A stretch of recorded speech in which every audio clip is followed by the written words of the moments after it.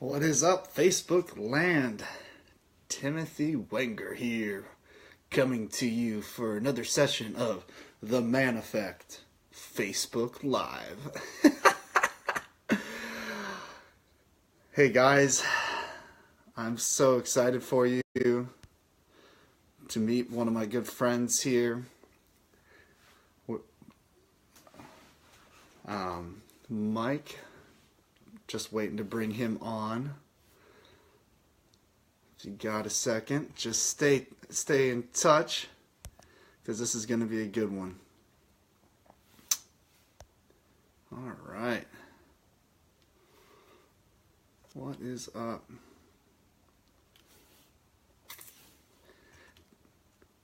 All right, here we go. Boom. There he is. What is up, Mike?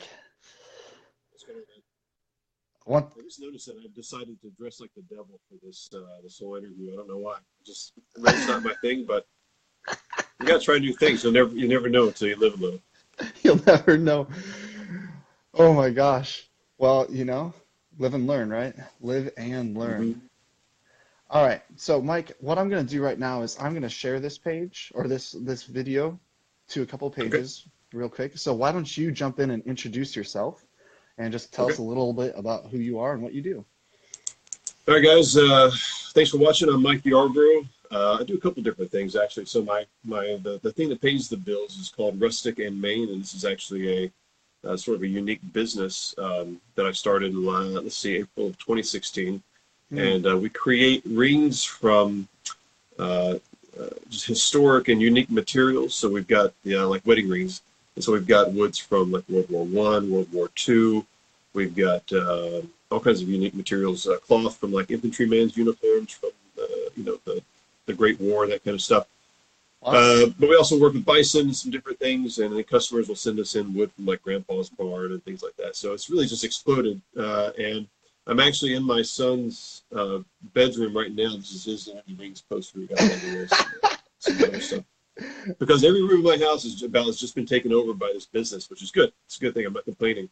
But that being said, I've been my typical podcasting kind of whatever stations have been pushed out. But we've got a business building specifically for the business now, so that's good.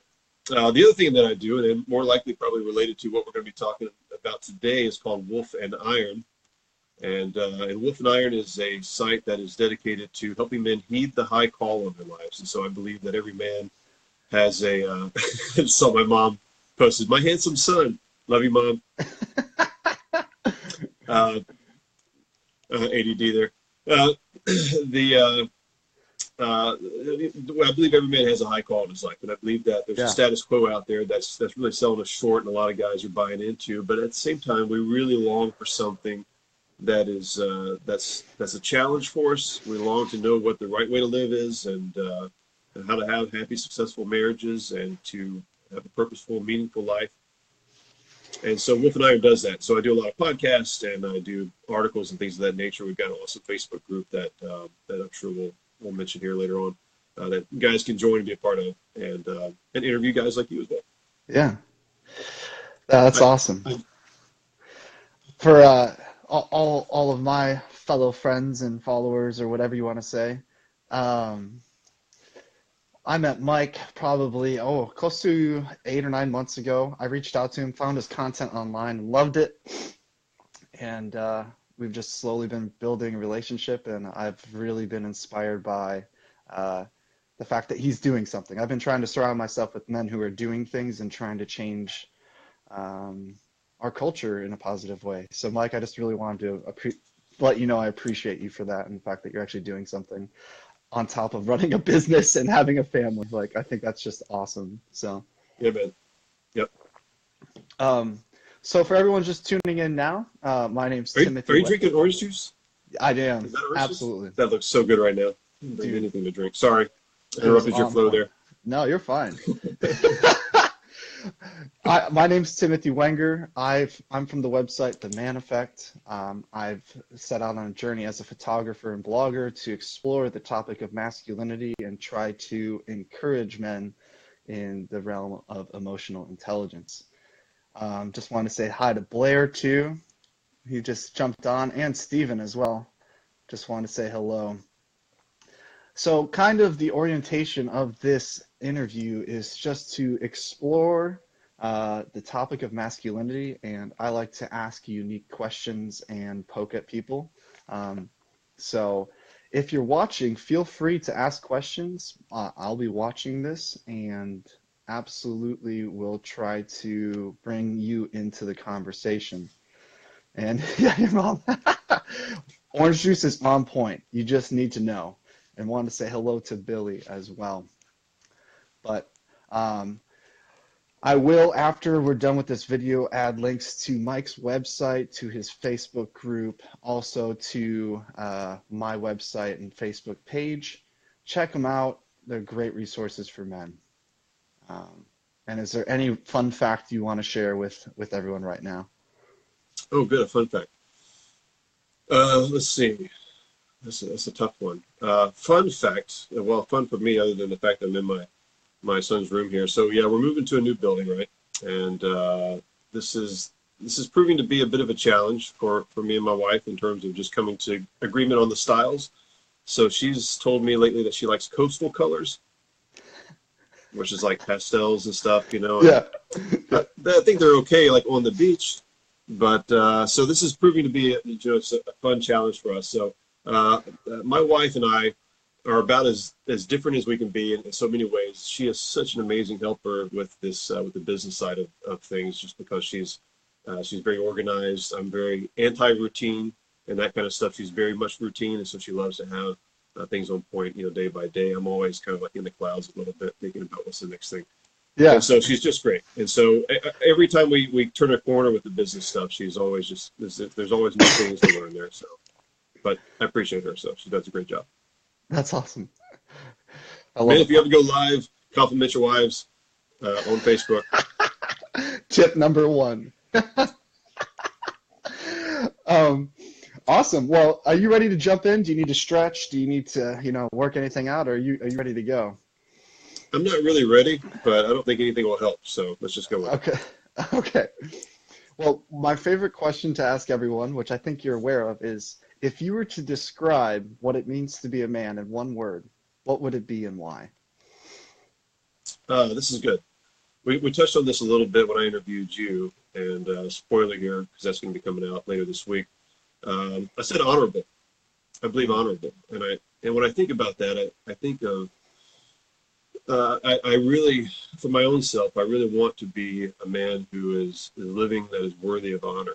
I believe I'm a Christian, and there's a piece of scripture where Paul's talking to, I think, Timothy and Barnabas, and he basically just says, continue in what you have known because of whom you have learned it. And he's basically saying, look at me, I'm an example, and the things that I'm saying are true, and my own life kind of attests to this. And I really want to be an example for other men, but I want to live a life that's worthy of honor, not for my own sake, not for my own praise, but just so that other people can look at it and say, that's an example. There's something there that I want to imitate. That's good. It makes me think of, I was recently writing about honor and respect, and there's the whole code of like samurai. I can't remember, it's like bunshi or something. And they kind of break down honor in a beautiful way. I'm curious, how has your value and the reality of your life changed as you've realized that honor is such a big deal to you? Really good question.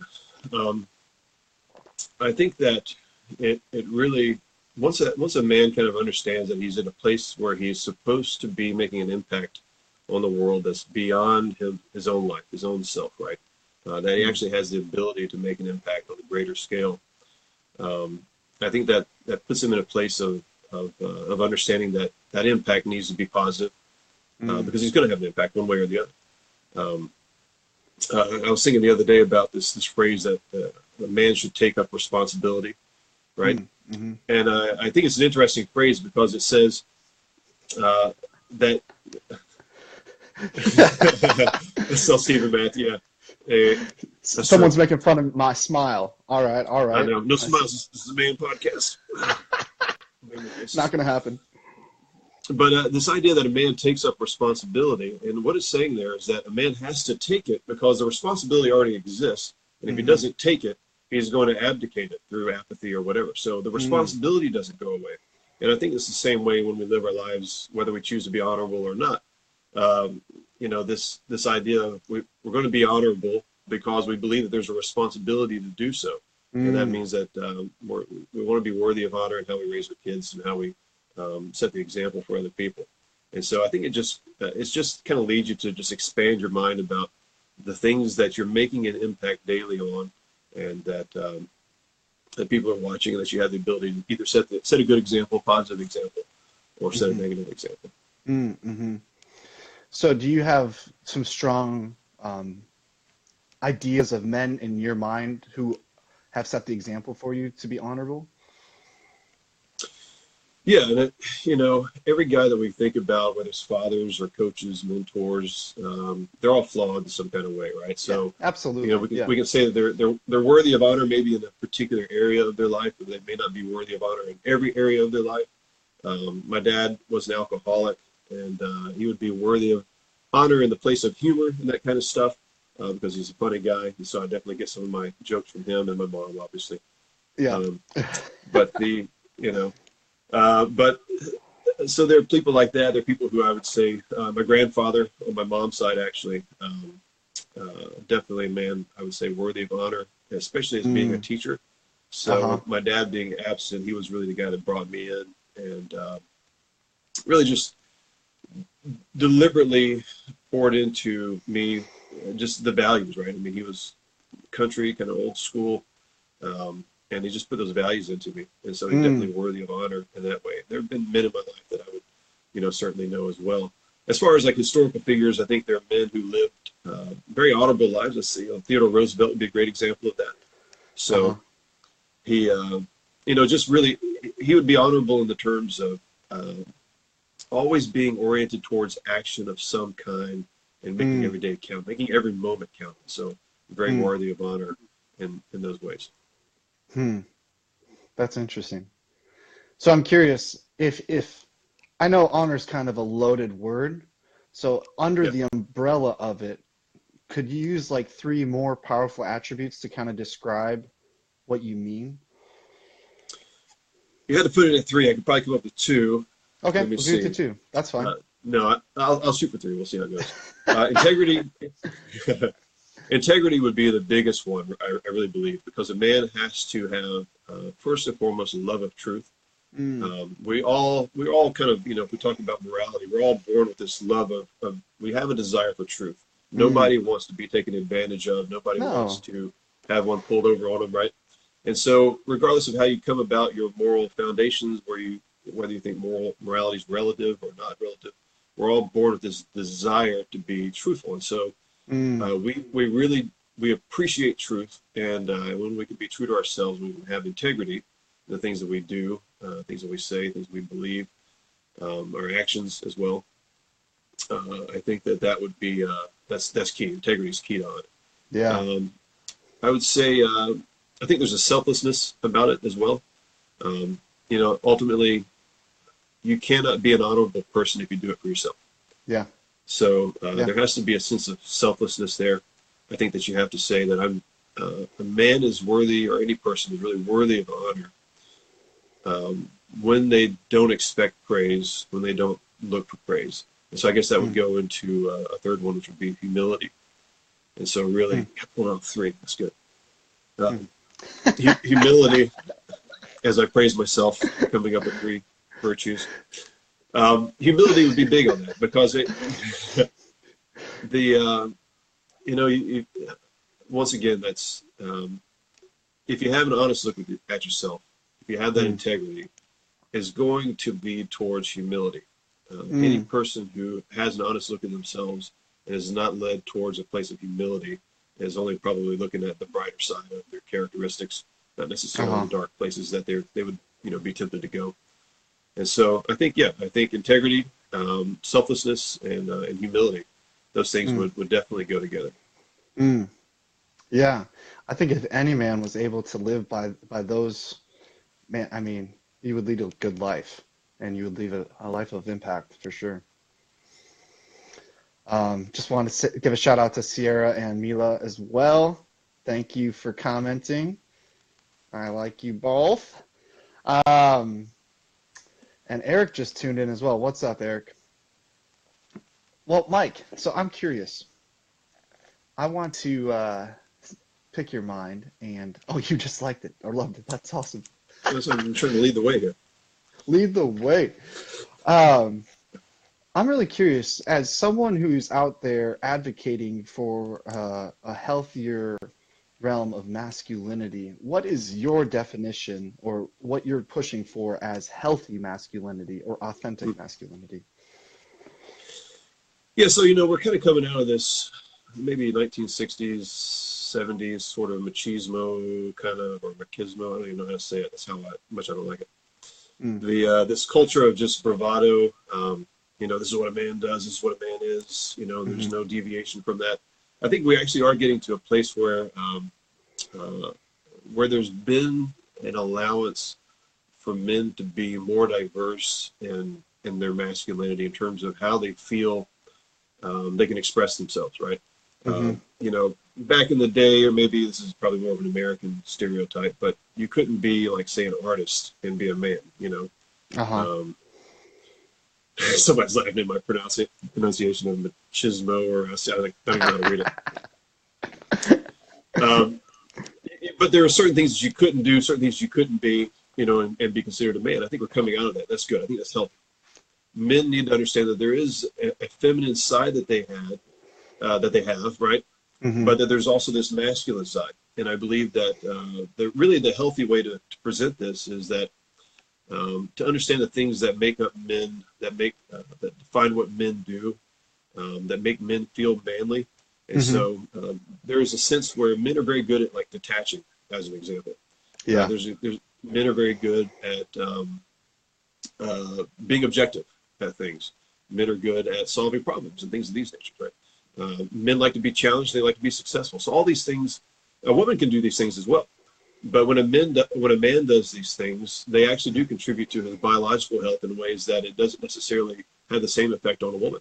Whereas a woman can be, men crave a certain kind of independence. Women a lot of times will crave an interdependence. Men need some aspect of both of those, but we also need to, in order to be healthy men, we need to have more of be able to exercise our independence in a lot of ways, in our problem solving skills and things like that. Yeah. So I think that there's, we can kind of get very technical and say that there's a true health benefit to how a man can live. I think there's also the other part of your question, which is how does a man balance being a man and sort of our day and age. And, that kind of goes back to this idea of being willing to maybe be vulnerable, be willing to feel, being willing to investigate his own emotions, to build himself up, not to just thump his own chest. And these are things that I think we've just kind of lost in a few generations.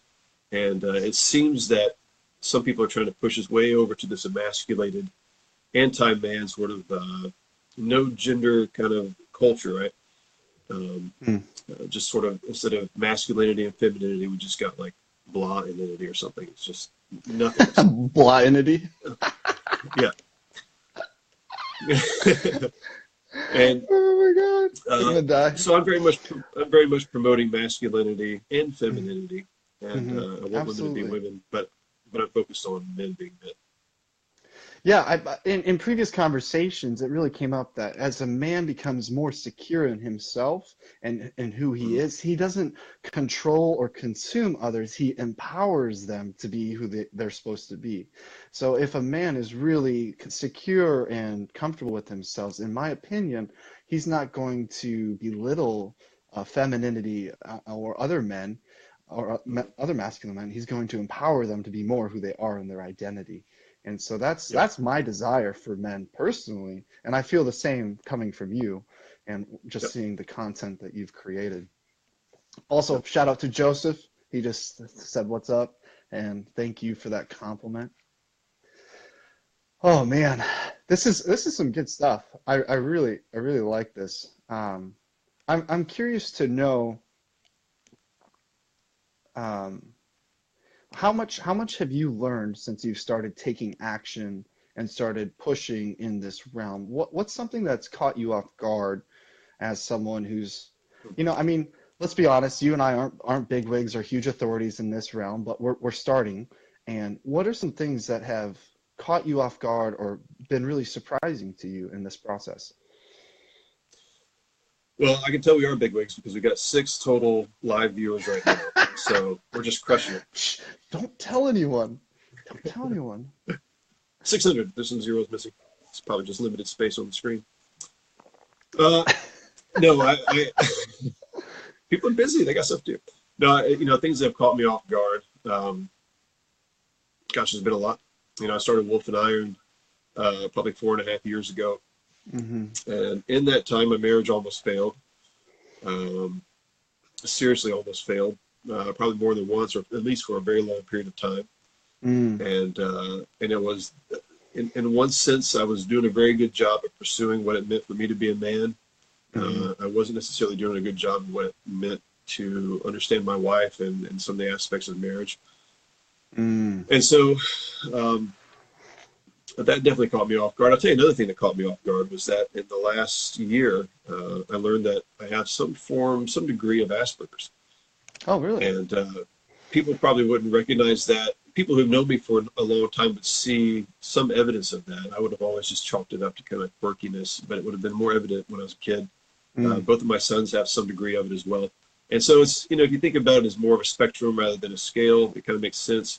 It certainly presents itself more in like sort of emotional discussions and things like that, where I'm really trying to apply some solid logic instead of empathize and things like that. Some typical guy stuff, but then also just some clueless things that I've done over the years. And it just kind of, actually a counselor that my wife and I were seeing, he said, we'd been seeing it for about 1.5 years, and he said, Mike, did you ever think that maybe you have Asperger's?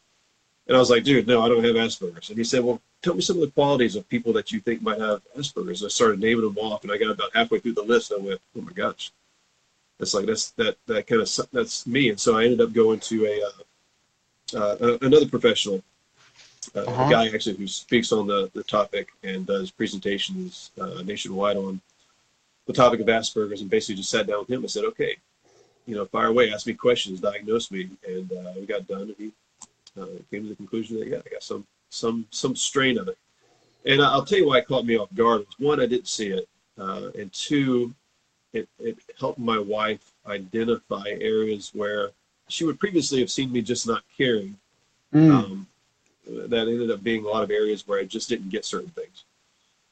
And, and that's really just helped us kind of get through some of the challenges. And I'll even say to her, I mean, we'll have more of an honest conversation where I'll be able to say, I honestly don't understand what you're feeling or why you're feeling what you're feeling right now, but I understand that you are, right?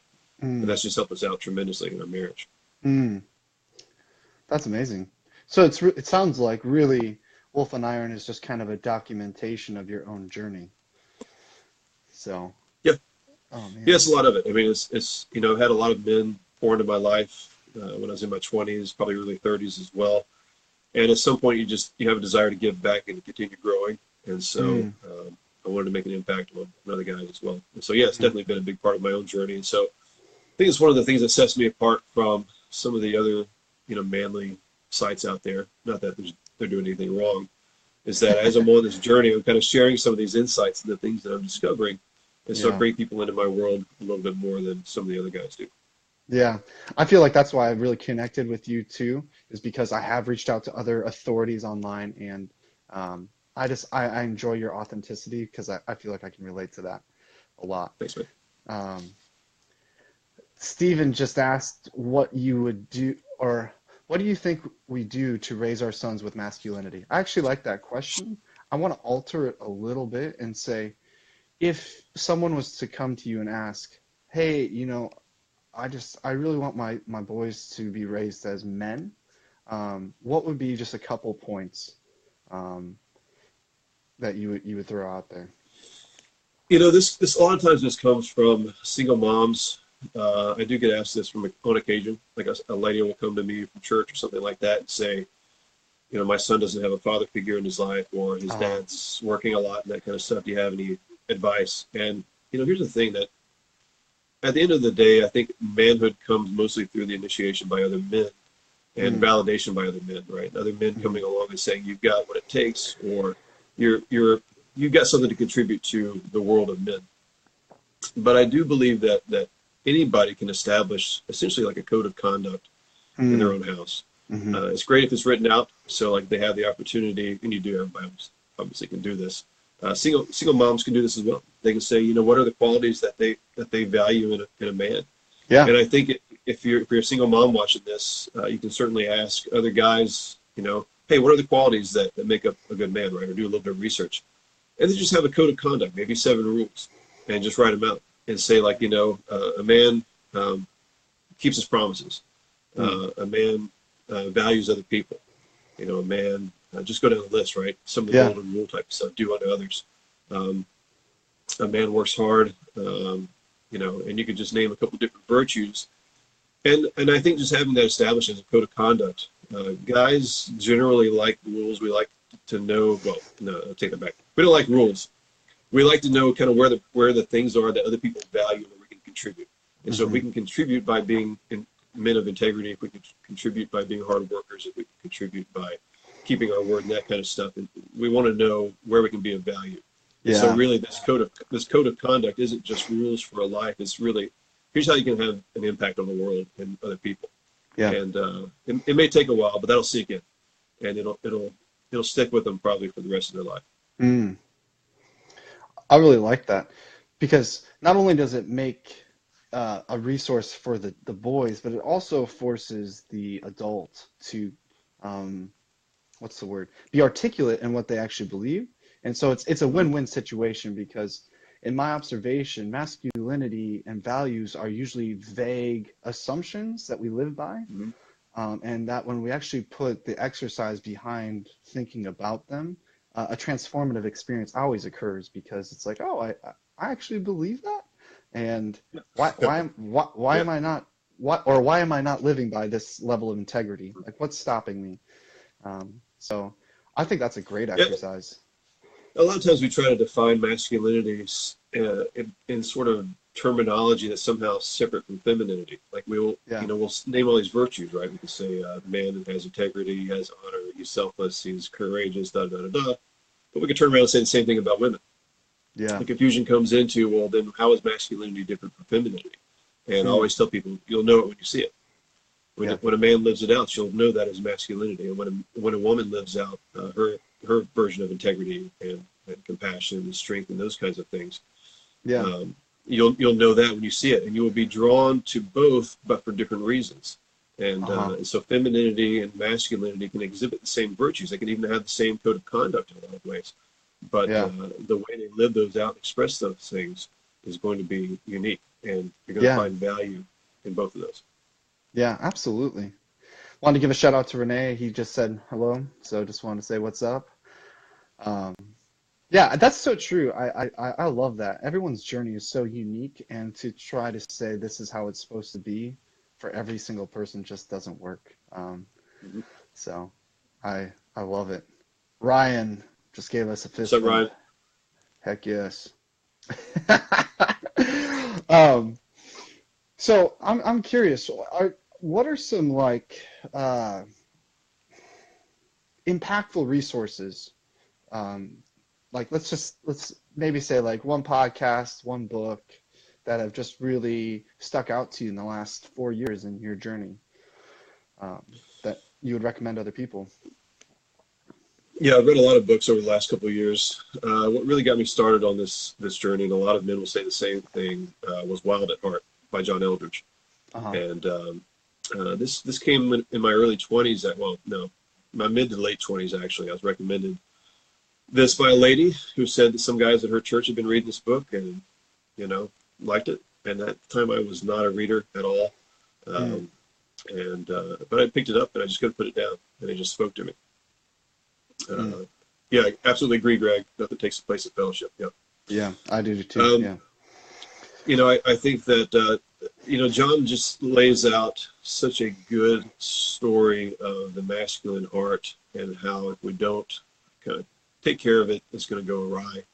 We're not Mm. going to be able to really get rid of the things that the masculine sort of energies and stuff like that, our drive, but it can be corrupted.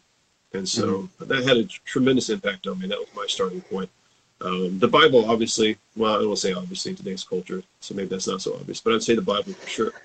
I think, yeah, I don't want to take, God for granted here.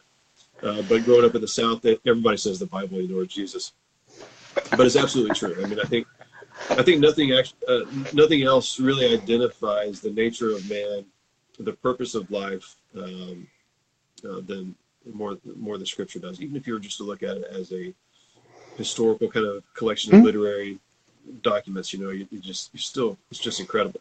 Hmm. Other books, podcasts. Let's see. There's Obviously, another one, a your podcast. podcast for sure. Yeah, Obviously, there's that's a good one I assumed. heard of called Wolf and Iron. That one's been pretty good. Um, Check that out. you know, I'll tell you one of the top podcasts that I've been listening to lately has been the Entre Leadership podcast, Oh yeah, and that's a great one. Yeah. it's made such an impact on me because Ken Coleman, who hosts that, just does such a great job of asking questions. And Hmm. if you're growing as a leader, um, it's not just about entrepreneurship. It really is about growing as a leader and as an individual. Absolutely. And you're asking those tough questions. You got to do a lot of introspection. And Yeah. so that podcast would definitely, even if you're not an entrepreneur, that podcast will open up your mind and your eyes to things. I know it's sort of an odd one. I don't know if it's really related to growing as a man, but I found it interesting. It's called and I'm looking for the book now because I can't think of the name of it. Dang it. And we're live too. We can't edit this out. All right. So we got people. Okay. So people who know this, uh, it's a book about writing, and there's a podcast. The Story Grid podcast. Oh, I haven't heard So of that the one. cool thing. So there's this editor who basically has got 20 some odd years of experience editing. He wrote this book called The Story Grid. If you guys Mm. are a writer, if you love stories, you guys are going to dig this so much because he basically just breaks down what makes a story work in any genre, pretty much, and he talks about how stories work, how story works in general. The Mm. podcast is basically a guy who can't write for anything, trying to learn how to become a writer, and Uh-huh. and the editor is just kind of walking him through these things, but he's explaining story to them. And what I Mm. love about the podcast, it's frustrating because the guy trying to write the book just doesn't have the natural kind of inkling, whatever, for it. But either way, he's working through it. He's got work ethic. But what the Story Grid does and the podcast does is they break down this idea of character and story and how people are Mm. really characters are identified by their actions.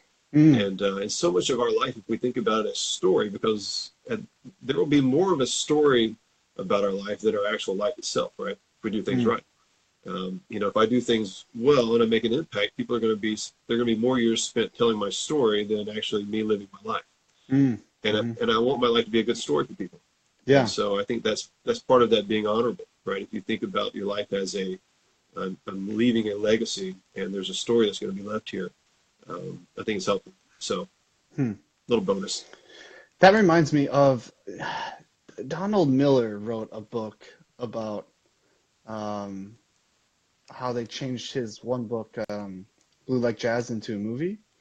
It sounds Hmm. very similar. Um, It's not Story Brand, is it? Is that it? I don't I know know. he's got a book called Story Brand. I'm looking it up right now. It's a Okay. million miles in 1,000 years. That book Hmm. had a very similar impact on me because he talks about how the character has control of his story in a lot of realities, um, and how I don't know. I just remember it impacted me as like a character is a person of action doing and not just passively Yeah. sitting back and reading, you know? And so I've Yeah. often been like in my mind looking at a decision and like, would a really interesting story have this happen or would a lame story have this happen? And I'm like, I'm gonna pick the exciting story. And Yeah. so There you go. I've just that made me think of it. So I'm gonna have to check that book out. Yeah. Um, There's quite a few people jumping on here. Just want to say what's up to Billy, Max, Georgie. I think that's how you say your name. I'm sorry if I slaughtered it. And Steven, what are you? Oh, Livingston Siegel? Oh, have you ever Jonathan Livingston? No, I haven't. No. I haven't read him. Well, let's jump into this next question. I'm curious to know, which one should I pick? Oh boy. Do you remember a period of your life? Because I know it's not a switch, like a one-day event, but when do you remember feeling like you became a man? Yeah, it's a good question. It's not a one-day switch. I think there are definitely moments. Sorry, just want to say hi to Rick there real quick. What's up, Rick?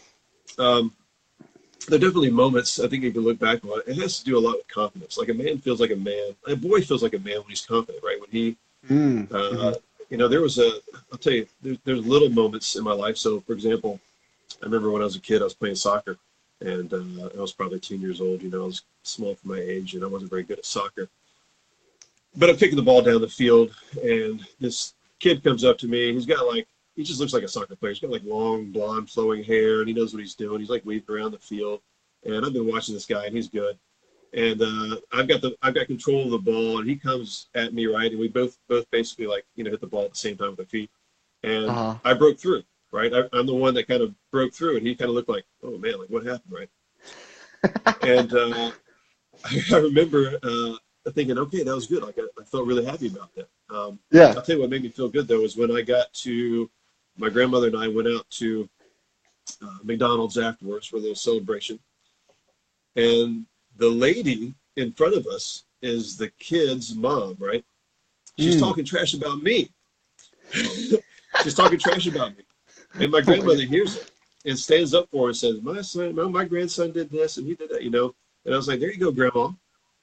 And, we have moments like that, even as a kid, where you feel like, man, I feel like a man, like I did something. And those moments just build on each other. And I don't know if there's like a certain amount that you have where you begin to feel like you have some authority, but there is a certain confidence in who you are, what your beliefs are, what your value systems are. You feel encouraged by the fact that you're making an impact, that you're making a lot better decisions than you used to make and that kind of stuff. There are days when you look at your kids and you go, they're turning out right. There are days when you look at your marriage and you go, this is on track. And so there are a lot of things like that ultimately lead to beginning to feel, like a man. I think when you begin to have some sort of insight maybe for people's lives and you begin to make an impact and people notice that, that also, that contributes to it. So yeah, definitely not like it's not like when I was 27 and my brain matured and then it doesn't work like that, guys. It really is about what? Unfortunately, there's no magic number. There's a lot of 50-year-olds out there that don't feel like a man, and I think it's because you've got to put yourself out there, be tested, and find yourself, with what it takes to move forward in challenging times.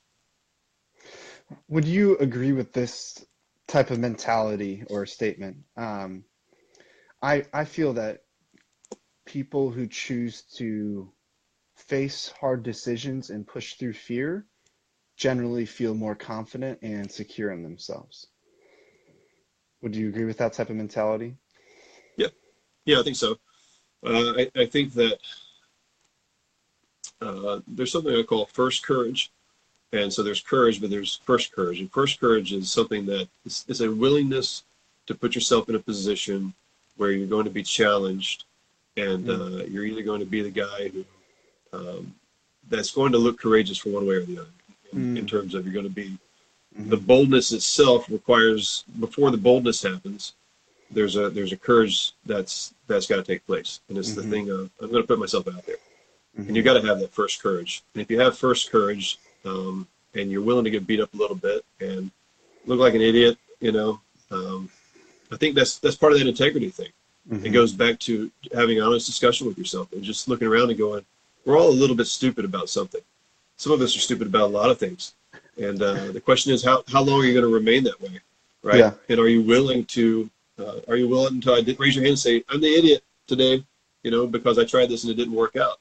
But not Mm-hmm. being an idiot tomorrow because you tried it and it didn't work out and you learn from it. Mm-hmm. So I think that, it's kind of like getting punched in the face. Once you realize that it doesn't hurt as bad as you thought, and Oh, you can get absolutely. back up. Yeah. It's kind of like, all right, like I'm able to get punched in the face. Yeah. Um, it's so I think, yeah, you definitely, as you get beat up a little bit by life, because you put yourself out there and you pick yourself up, yeah, Mm. you become more bold and more willing to do that again. Mm-hmm. I just know as like when I was an electrician, I found it very empowering to my confidence that when I overcame really hard projects, all the other stuff just became so much easier. So I found Yep. myself when I had a huge list for the day, I would always do the hardest thing first Hmm. because that made my day so much easier. Um, and so I've kind of been trying to apply that philosophy personally in my own life. Just do the hardest thing because Hmm. everything else is easy after that. Um, and so I saw the residual effect of that change my confidence as an electrician from being just an apprentice to someone who's like, yeah, I can build this whole building from the ground up, no problem. You know, Yeah. like Yeah.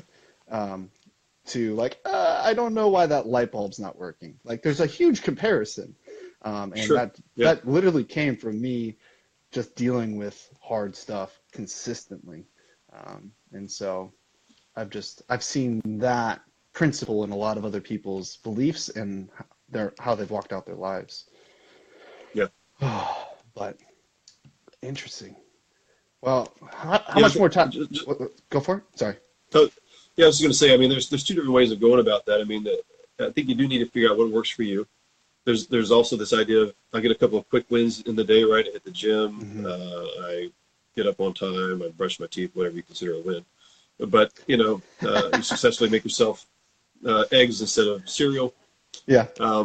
But whatever. Some people like to get these quick wins in during the day, and they feel like they kind of got this confidence boost, and they can get through the other things. Hmm. Sometimes that's born out of procrastination, right? Instead of a really thoughtful way, and you're just really putting off the hard thing until the end of the day, and then you dread it. Yeah. But sometimes that works for people. So it really, for me, it just depends on the day as well, and like what I'm up against. Yeah. You Absolutely. know, yeah, Yeah. I found too, just like if you can figure out how you operate, just the fact of just getting stuff done will hmm, just do it. If you can yeah, do that, that's the biggest deal. Because thinking about things is just ugh, just thinking about it's the worst.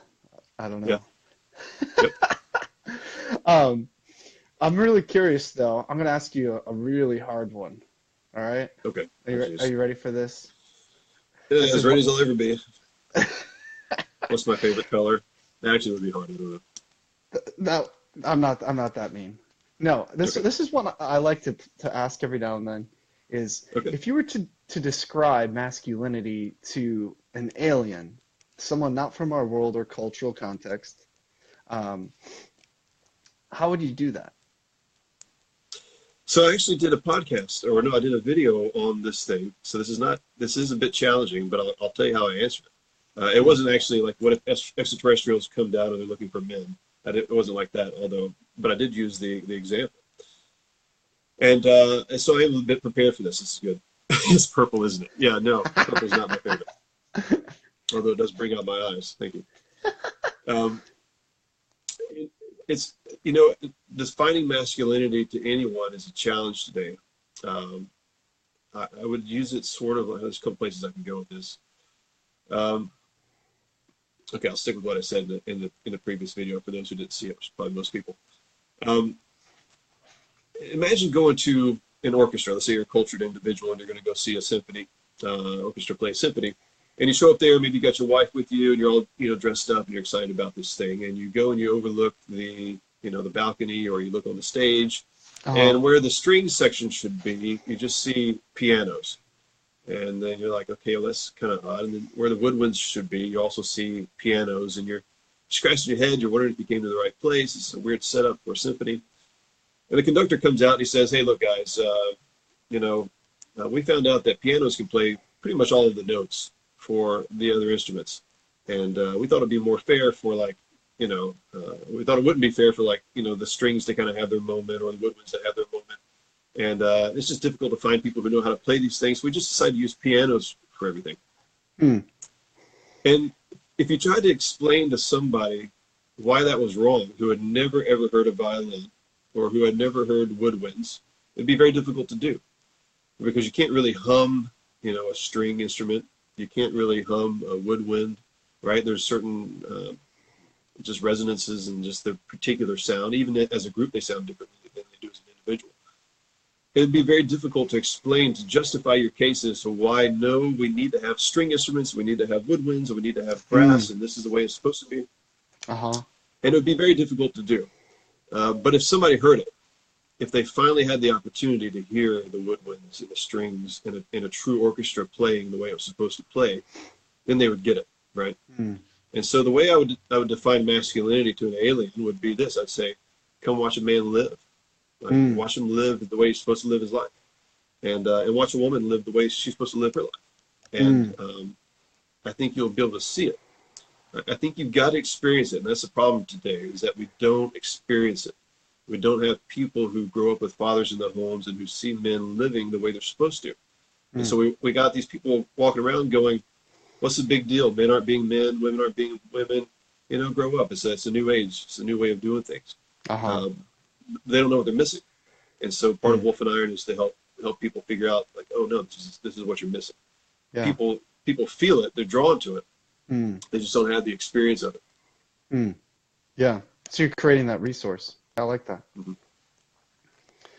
Yeah, I don't think it is a one statement answer. I think inviting the alien on the journey is a good approach. I like that. Have you heard of chicken sexting? Uh-uh. No, chicken sexting, not sexting. Chicken sexting would be chickens that have discovered cell phones and are sending nude pictures to each other. It's not the That same would be thing. amazing. That would be amazing. Yeah, and a bit odd.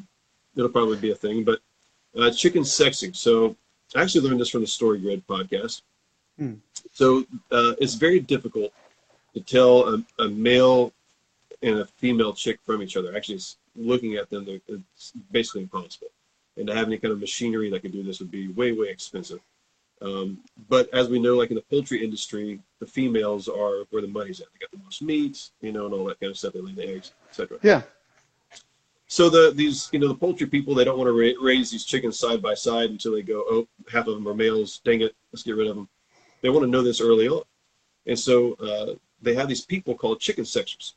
And they literally, pick up they got a box full of baby chicks. They pick one up in one hand and they go, this is a male, and they sort it over here, and they say this is a female, and they sort it over there. And they can't tell you how they do it, but they can train other people to be chicken sexers. And the way you do it is you stand with these guys, and you pick up a chicken, and you go through however many you have to go through, and you go, I think this is a male, and they go, no, it's a female. And you go, I think this is a female, no, it's a male. And eventually you begin to instinctually figure out which is which. Now, if it's based on energy or some sort of slight weight difference, I don't know what it is. Like I said, they can't figure it out. But their accuracy rate is just out of this world. And it's just people who know one from the other. And so chicken sexers, and so there is a way of identifying, male and female in a sense that is not, obviously apparent. You know when a man's being a man, even if he doesn't have a beard or whatever the case is, when a woman's being a woman. And so there's an aspect of it that is just very difficult to define, but you've got to grow up around it. You've got to experience it to really be able to tell apart. That's really interesting. I've never heard of that. Huh. Sorry, I'm just I've blown your mind. Everybody's trying to think, how does this work? Chicken sex. How does this work? No, I'm just absorbing it and just like, I think I missed my calling. I just wanted to hold chickens. Oh man. Well, how much more time you got? I want to be respectful of your time. No, let me see what time it is. Here's 12. Nine. I got some.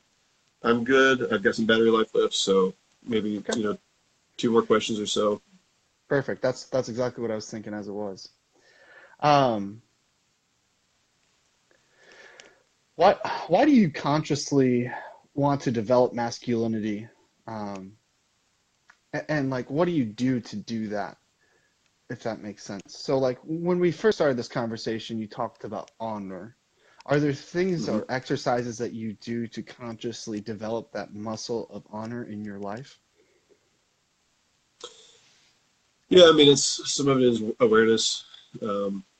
Just kind of aware, being more aware that you're in a space that's in a part of a story that's larger than your own story, right? You've got a part of it, but you're part of a larger story, and you're making an impact.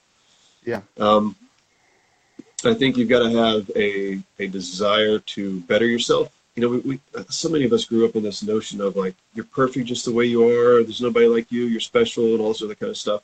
And maybe Mm-hmm. some of that, there's some good to that, but I think it also puts people in a place where they think that they're just okay the way they are, and or that Mm-hmm. they're the best version of themselves, and you're really not. I mean, I don't think anybody on this planet would say I'm the best version of myself if they really took time to think about it.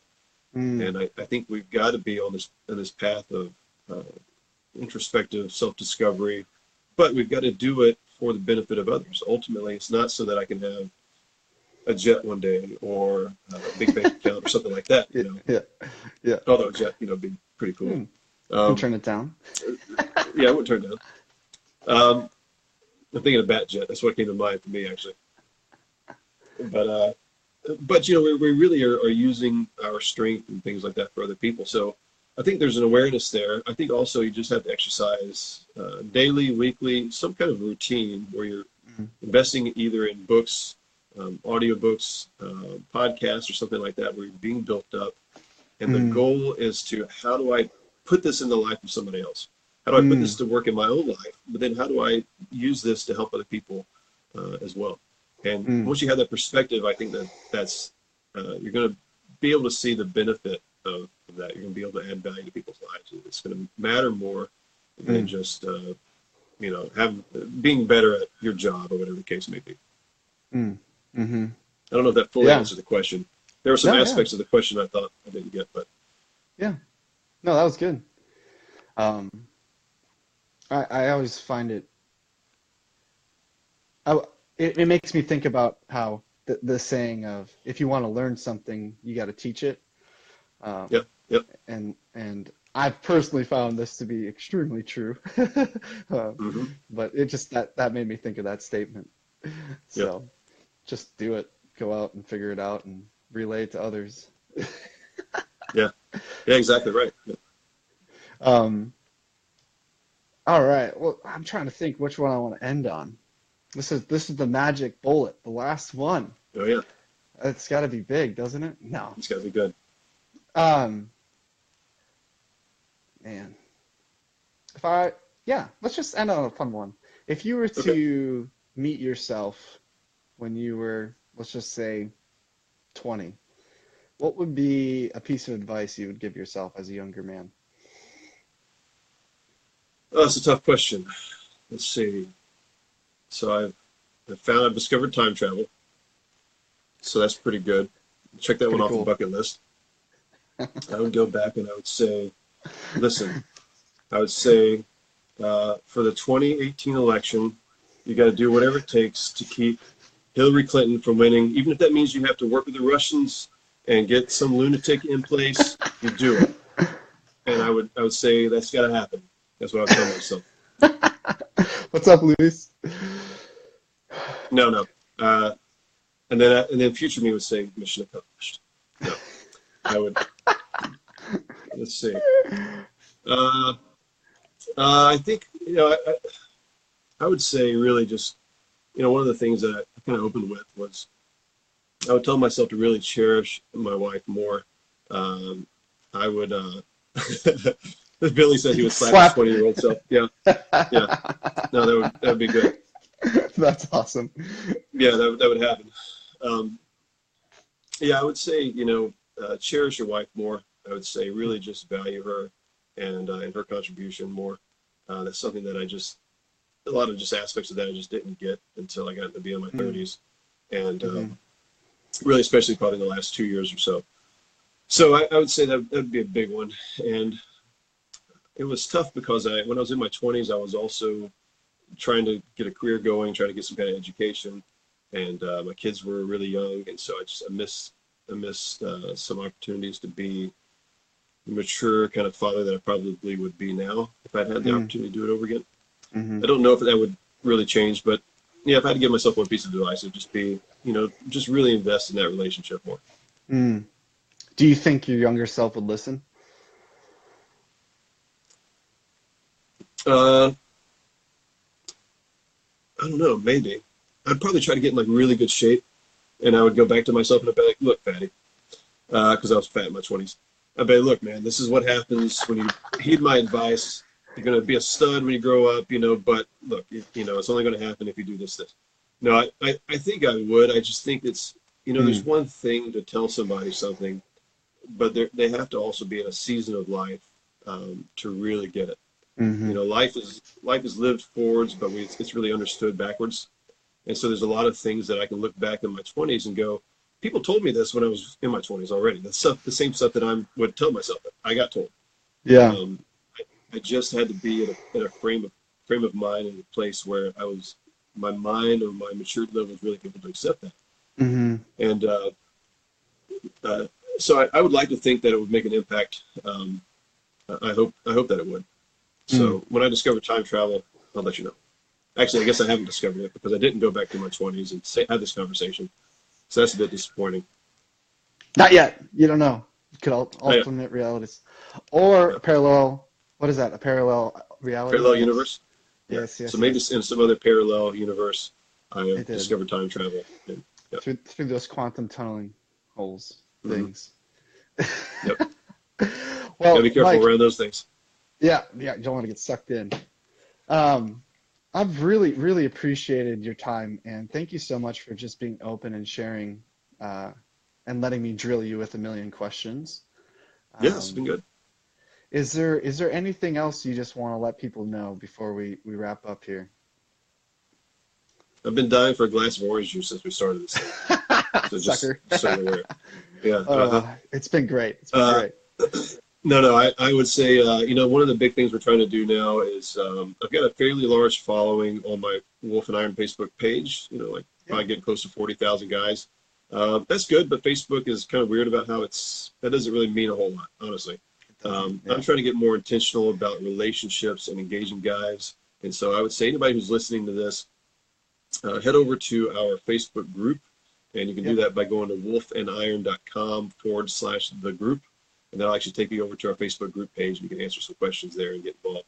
And I've really found that to be um, just much more meaningful, right? There's a lot of great guys Yeah. there, really high caliber, and we're having some great conversations over there. And so I know guys are really looking for purposeful conversations and things that are going to build themselves up.